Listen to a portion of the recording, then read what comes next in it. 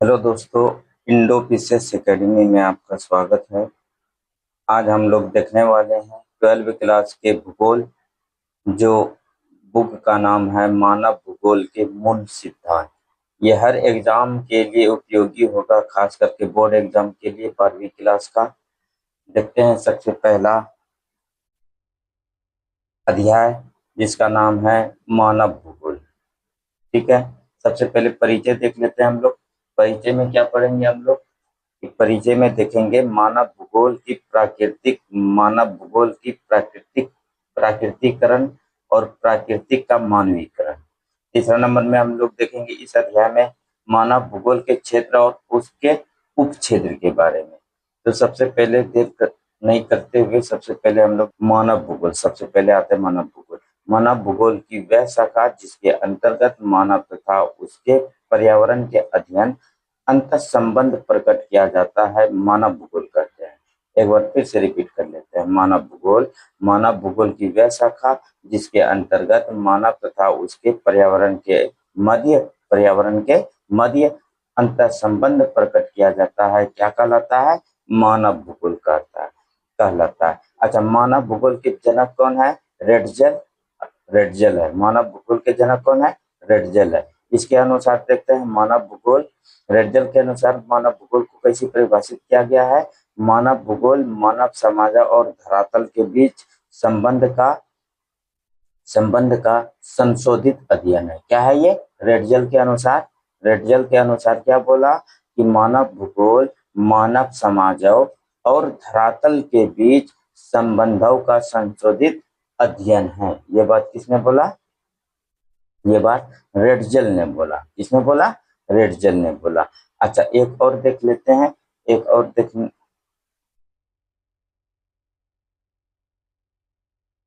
बोल रहा है कि एलन सी सेपल के अनुसार मानव भूगोल कौन क्या है? कि मानव भूगोल अस्थिर पृथ्वी और क्रियाशील मानव के बीच परिवर्तनशील संबंधों का अध्ययन है। ये बात किसने बोला था? एलन सी सेपल ने। इसके अनुसार एलन सी सेपल के अनुसार मानव भूगोल क्या है? मानव भूगोल अस्थिर पृथ्वी और क्रियाशील मानव के बीच परिवर्तनशील संबंधों का क्या है? ये अध्ययन है। इसी पर आगे बढ़ते हुए हम लोग देखेंगे अब भूगोल एक विषय के रूप में देख लेते हैं। क्या कहता है इसमें? कि भूगोल एक विषय के रूप में पृथ्वी की सतह के अध्ययन में भूगोल एकीकृत पृथ्वी की सतह के अध्ययन में भूगोल एकीकृत अन्योन्य अन्यो अनु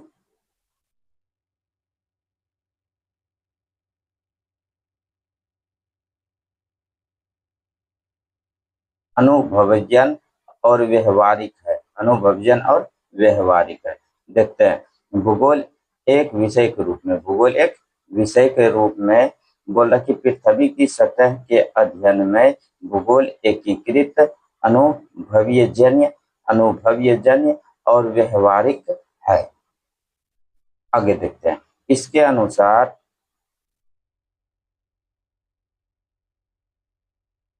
इसके अनुशासन में पृथ्वी के भौतिक और मानवीय दोनों घटक शामिल होते हैं। भूगोल एक विषय के रूप में बात कर रहे हैं। अनुशंसा में इसके अनुशंसा में पृथ्वी के भौतिक और मानवीय दोनों घटक क्या होता है? शामिल होता है। भूगोल में जो शामिल होता है पृथ्वी के भौतिक रूप में और मानवीय रूप में दोनों क्या होता है? शामिल होता है। भौतिक भूगोल भौतिक पर्यावरण का अध्ययन करता है। भौतिक भूगोल किसका अध्ययन करता है? भौतिक पर्यावरण का अध्ययन करता है। और मानव भूगोल भौतिक या प्राकृतिक और मानव दुनिया के बीच संबंध का अध्ययन करता है। समझ में आया ना? क्या बोल रहा है कि भौतिक भूगोल भौतिक पर्यावरण का अध्ययन करता है और मानव भूगोल भौतिक प्राकृतिक या मानव दुनिया के बीच संबंध का अध्ययन करता है। मानव घटनाओं के स्थानिक वितरण और वह कैसे उत्पन्न होता है, दुनिया के विभिन्न हिस्से के बीच सामाजिक और आर्थिक अंतर का क्या करता है? अध्ययन करता है। देख लेते हैं फिर से एक बार। मानव घटकों के स्थानिक वितरण, मानव घटकों के स्थानिक वितरण और वह कैसे उत्पन्न, स्थानिक वितरण और वो कैसे उत्पन्न होता है, दुनिया के विभिन्न हिस्से के बीच सामाजिक और आर्थिक अंतर का क्या करते हैं, अध्ययन करते हैं। अब आगे आ जाते हैं पृथ्वी की सतह के घटक। पृथ्वी की सतह के घटक, दो घटक होता है, भौतिक घटक और मानव निर्मित घटक। पृथ्वी की सतह के घटक दो प्रकार होते हैं, एक होता है भौतिक घटक, एक कौन सा होता है, मानव निर्मित घटक। अच्छा, भौतिक घटक किसको बोलते हैं, भू आकृतियां, मिट्टी, जलवायु, जल, प्राकृतिक वनस्पति, विविध वनस्पति और जीव जंतु, ये सब जो शामिल होता है किसमें होता है, भौतिक घटक में। और मानव निर्मित घटक में कौन सा होता है, तत्व, घर हो गया, गांव हो गया, शहर हो गया, परिवहन हो गया, जल उद्योग हो गया, खेत हो गया, बंदरगाह हो गया और विभिन्न भौतिक संस्कृति, ये सब किसमें शामिल होता है, मानव निर्मित में। तो ऑब्जेक्टिव यहाँ से क्वेश्चन पूछा जाता है कि निम्न में से कौन सा मानव निर्मित घटक है या निम्न में से कौन सा भौतिक घटक है। तो भौतिक घटक में कौन कौन सा आ जाएगा, भू आकृति मतलब भूमि की आकृति, मिट्टी, जलवायु, जल, प्राकृतिक वनस्पति, विविध वनस्पतियां और जीव जंतु, ये कैसा घटक है, प्राकृतिक घटक है, जिसको बोलेंगे भौतिक घटक। क्लियर है। अच्छा, मानव के द्वारा बनाया गया उसी को बोलेंगे मानव निर्मित घटक।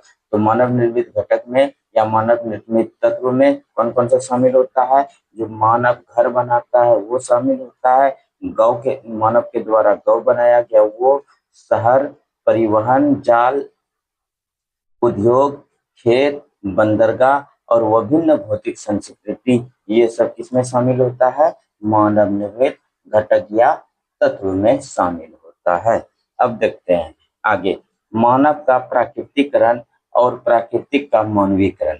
मानव का प्राकृतिकरण और प्राकृतिक का मानवीकरण, इसमें जो हम लोग पढ़ेंगे पर्यावरण के साथ मानव का अन्योन्य क्रिया। क्या बोलेंगे, मानव, पर्यावरण के साथ मानव का अन्योन्य क्रिया। अन्योन्य क्रिया का मतलब क्या होता है, परस्पर क्रिया करना, खुद पर क्रिया करना या इंटरेक्शन। क्या बोलेंगे, इंटरेक्शन। ठीक है। मानव मतलब मनुष्य प्रौद्योगिकी का उपयोग करके अपने पर्यावरण के साथ अन्योन्य क्रिया करता है। सही बात है, मानव जो है, मनुष्य जो है, टेक्नोलॉजी का, प्रौद्योगिकी का, साइंस का उपयोग करके अपने पर्यावरण के साथ कैसी क्रिया करती है, अन्योन्य क्रिया करती है। प्रौद्योगिकी प्राकृतिक कानूनों के कानूनों को समझ के आधार पर सांस्कृतिक विकास को क्या करता है, दर्शाता है।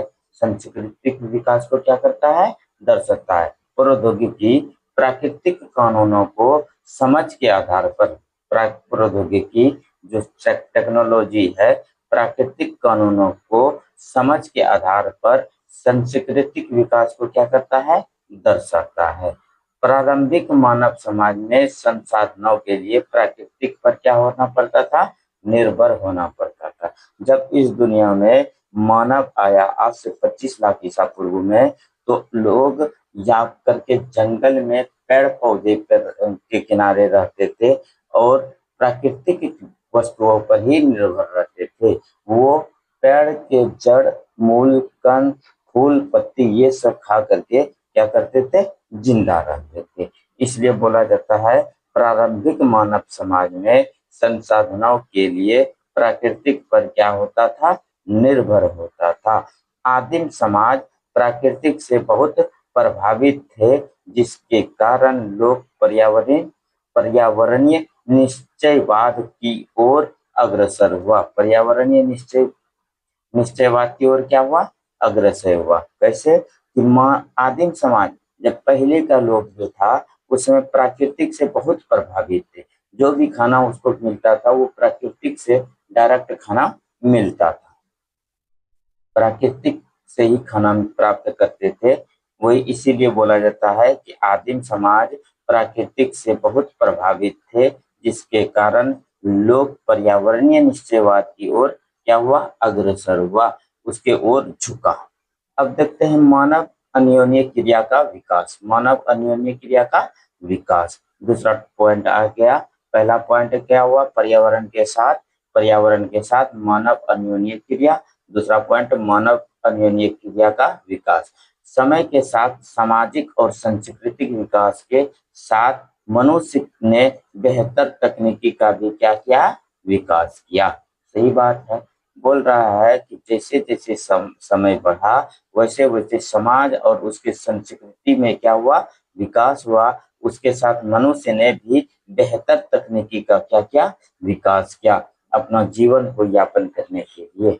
क्या बोल रहा है, एक बार से फिर से रिपीट कर लेते हैं कि समय के साथ सामाजिक और सांस्कृतिक विकास के साथ मनुष्य ने बेहतर तकनीकी का क्या किया, विकास किया।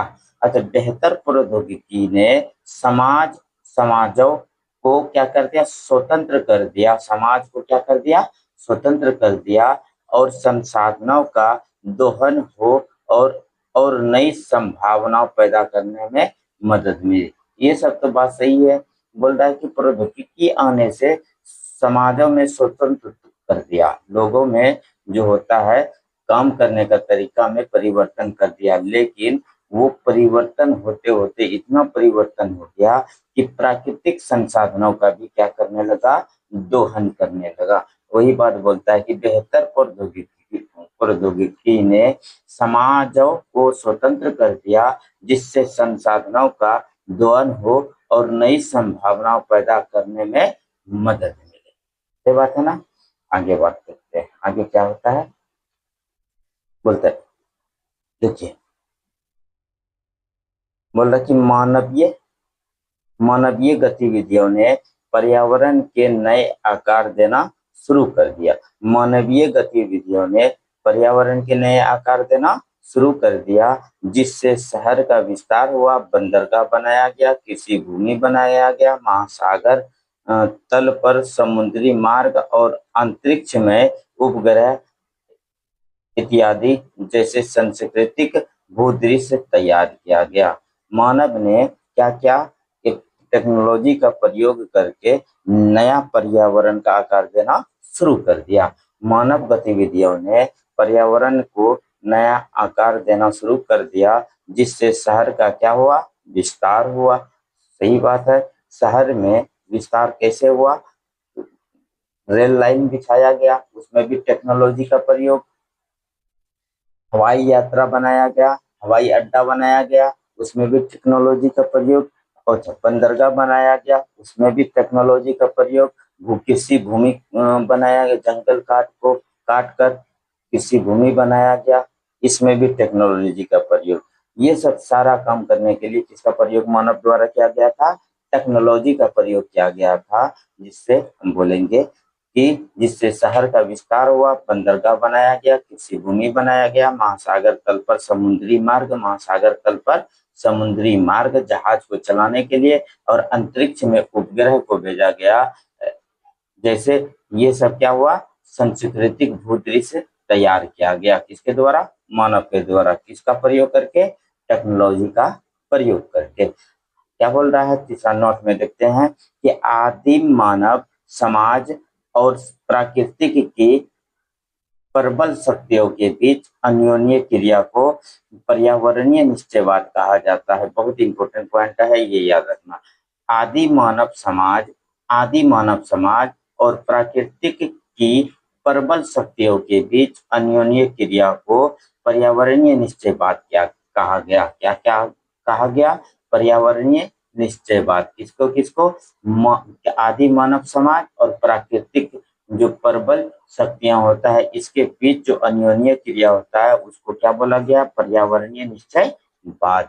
अच्छा, देखते हैं अगला पॉइंट, संभावनावाद की अवधारणा। संभावनावाद की अवधारणा क्या है, ये संभावनावाद की अवधारणा देख लेते हैं।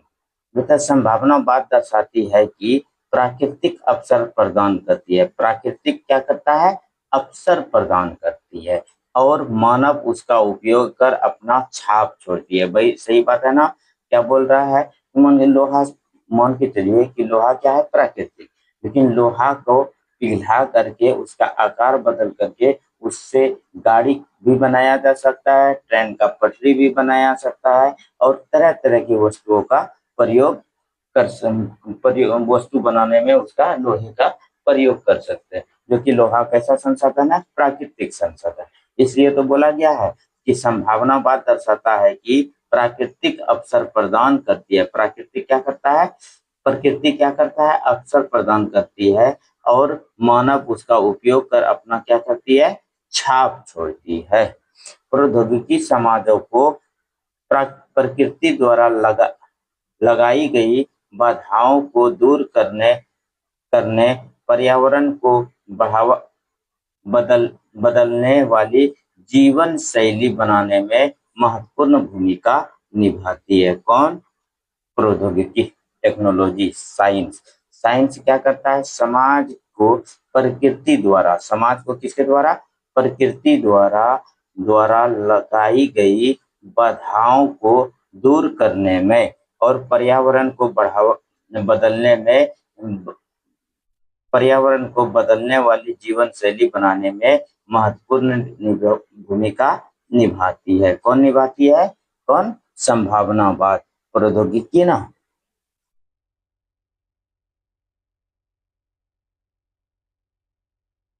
अच्छा, ग्राफिथ टेलर वो का नव निश्चयवाद, ये बहुत ज्यादा इंपॉर्टेंट है, इसके बारे में देख लेते हैं। क्या बोल रहा है? ग्राफिथ टेलर का नव निश्चयवाद। ग्राफिथ टेलर का नव निश्चयवाद 2 नंबर में क्वेश्चन पूछा जाता है। संभावनावाद क्या है? इसकी अवधारणा क्या है? इसके बारे में भी 2 नंबर का क्वेश्चन पूछा जाता है, तो ध्यान देना। नव निश्चयवाद या रुको और जाओ निश्चयवाद। नव निश्चयवाद को क्या बोला जाता है? रुको और जाओ निश्चयवाद कहा जाता है। पर्यावरण निश्चयवाद और संभावनाओं के बीच एक संतुलित प्रदान करती है। नव निश्चयवाद क्या करता है? पर्यावरणीय निश्चयवाद और संभावनाओं के बीच एक संतुलित प्रदान करती है। कौन? नव निश्चयवाद ना। यह नव निश्चयवाद दर्शाता है मनुष्य प्रकृति के संकेतों का पालन करते हुए विजय प्राप्त कर सकता है। क्या बोल रहा है कि नव निश्चयवाद दर्शाता है मनुष्य प्राकृतिक संकेतों का पालन करके विजय प्राप्त कर सकते हैं। प्राकृतिक संकेतों का पालन करके विजय प्राप्त कर सकते हैं। अर्थात अर्थ क्या हुआ? कि विकास उन सीमाओं के भीतर हो सकता है जो पर्यावरण को क्या करता है? नुकसान नहीं पहुंचाती है। अब मान के चलो विकास कर रहा है, लेकिन सब पेड़ पौधा काट रहा है, पर्यावरण को प्रदूषित कर रहा है, तो ये सही बात नहीं है ना। तो इसीलिए बोला जाता है कि विकास उन सीमाओं के भीतर हो सकता है जो पर्यावरण को नुकसान नहीं पहुंचाता है। किसकी अवधारणा है ये? नव निश्चयवाद। किसके द्वारा दिया गया है? ग्राफिथ टेलर के अनुसार दिया गया, के द्वारा दिया गया है। यह अवधारणा अनियंत्रित मानवीय गतिविधियों के खिलाफ चेतावनी देती है। क्या बोल रहा है? कि यह अवधारणा अनियंत्रित मानवीय गतिविधियों के खिलाफ क्या करती है? चेतावनी देती है, जिसके कारण ग्रीन हाउस गैस प्रभाव, ओजोन परत की कमी और जलवायु परिवर्तन जैसे पर्यावरणीय मुद्दे सामने आए। पर्यावरणीय मुद्दे क्या क्या हुए? सामने आए। देखते हैं एक बार फिर से। ये अवधारणा अनियंत्रित मानवीय गतिविधियों के खिलाफ चेतावनी देता है, जिसके कारण ग्रीन हाउस गैस प्रभाव, ओजोन परत की कमी और जलवायु परिवर्तन जैसे परिवर्तनीय मुद्दे सामने आए। मानव भूगोल की वृहत अवस्थाओं और प्रोन्नत समय अवधि और उपगम। आरंभिक उपनिवेश युग इसको बोलते हैं अन्वेषण और वितरण। समय अवधि आरंभिक उपनिवेश युग में जो उपगम है उसको क्या बोलते हैं? अन्वेषण और वितरण। उत्तर उपनिवेशिक युग, उत्तर उपनिवेशिक युग का उपगम कौन सा है? प्रादेशिक विश्लेषण, प्रादेशिक विश्लेषण। अंतर युद्ध अवधि के बीच 1930 का दशक, अंतर युद्ध अवधि के बीच 1930 का दशक। क्या बोल रहे हैं? अंतर युद्ध अवधि के बीच 1930 का दशक, इसका उपगम क्या है? क्षेत्रीय विभेदन, क्षेत्रीय विभेदन। अच्छा, 1950 के दशक का अंतर से 1960 के दशक के अंतर तक इसका उपगम क्या है? स्थानिक संगठन। क्या है? स्थानिक संगठन। 1970 के दशक में मानवतावादी, अमूलवादी, व्यवहारवादी विचारधाराओं का क्या हुआ? उदय हुआ। 1970 के दशक में किसका उदय हुआ? मानवतावादी का, अमूलवादी का, व्यवहारवादी विचारधाराओं का क्या हुआ?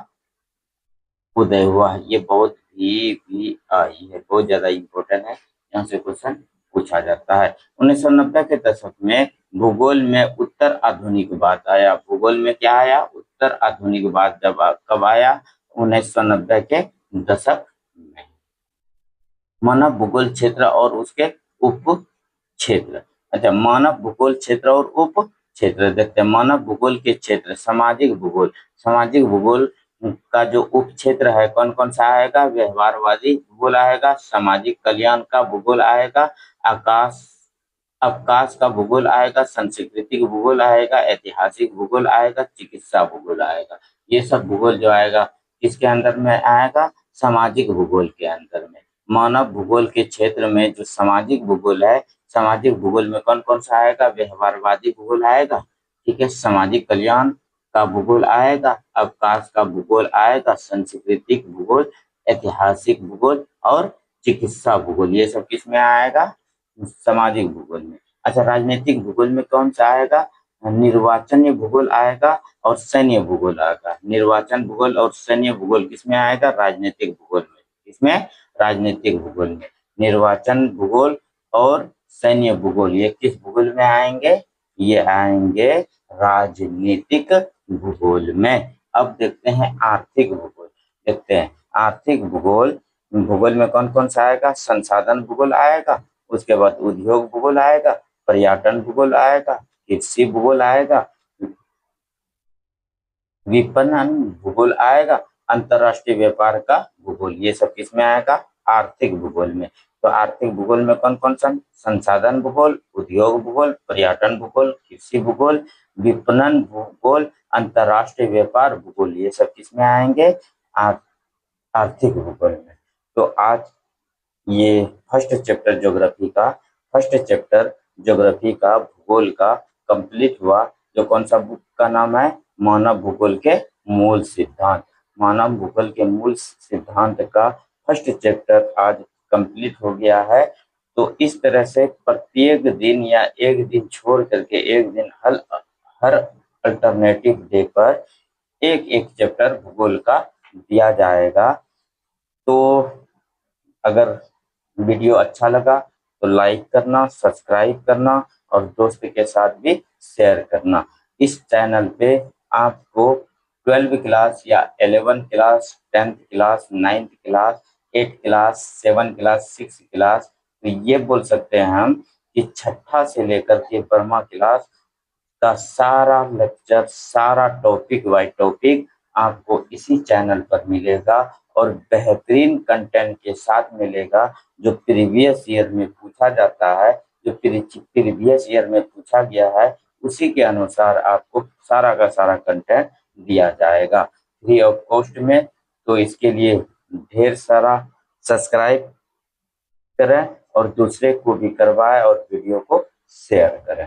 अगर पढ़ने में अच्छा लगा, समझने में अच्छा लगा और जो भी नहीं समझने में अच्छा लगा, अगर नहीं समझ में कम आया तो उसके लिए हमको कमेंट करें ताकि उसमें हम और इम्प्रूव कर सकें और अच्छा से वीडियो को बना सकें। Thank you.